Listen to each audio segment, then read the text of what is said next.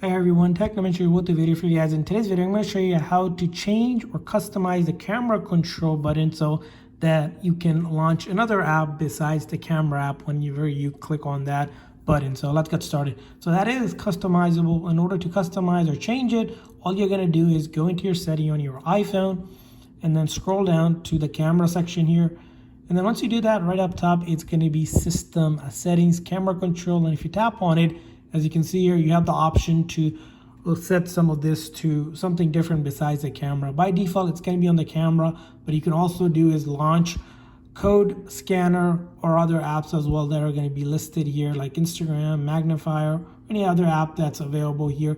And you can also choose not to do anything with it when you tap or click on that control. If you select none, it will not do anything when you click on it accidentally, or you just simply don't want to use that.